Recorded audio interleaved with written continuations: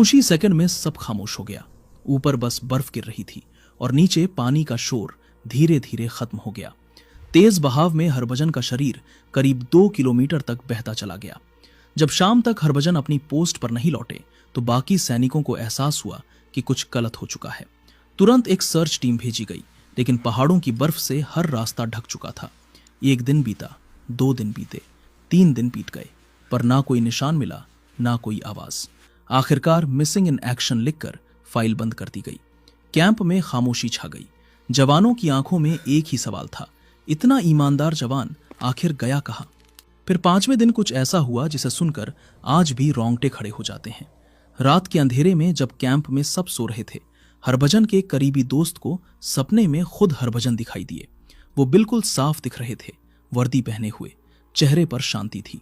उन्होंने अपने दोस्त से कहा, मुझे ढूंढना बंद मत करो, मेरा शरीर अभी भी वहीं है, नदी में एक बड़े से पत्थर के नीचे फंसा है।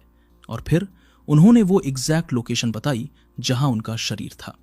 जैसे ही उनके दोस्त की नींद खुली, वो पसीने से तरबतर हो गया। उसे यकीन नहीं हो रहा था, लेकिन सपना इतना साफ था कि उसने बिना देर किए अफसरों को सब कुछ बता दिया।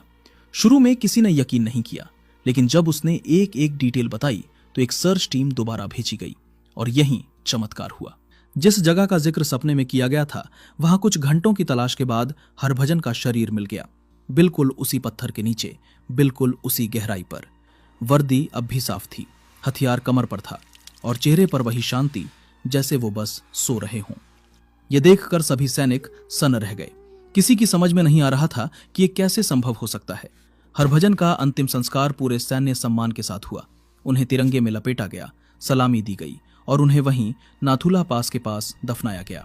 सबने सोचा अब यह कहानी यहीं खत्म हो गई, लेकिन असल में यहीं से असली कहानी की शुरुआत हुई, क्योंकि उनकी शहादत के बाद नाथुला पास की पहाड़ियों में कुछ अजीब और डरावनी घटनाएं होने लगीं। रात में बंकरों के बाहर से आती धीमी सी खड़खड़ाहट, बर्फ पर किसी के कदमों के निशान और सर्च लाइट की रोशनी में दिखती एक परछाई। ये सब किसी एक जवान ने नहीं, बल्कि पूरे कैंप ने महसूस किया था। शुरू में लोगों ने सोचा शायद ये ऊंचाई का असर है, क्योंकि ऑक्सीजन की कमी से दिमाग कभी कभी भ्रमित हो जाता है, लेकिन ये भ्रम नहीं था, ये हकीकत थी।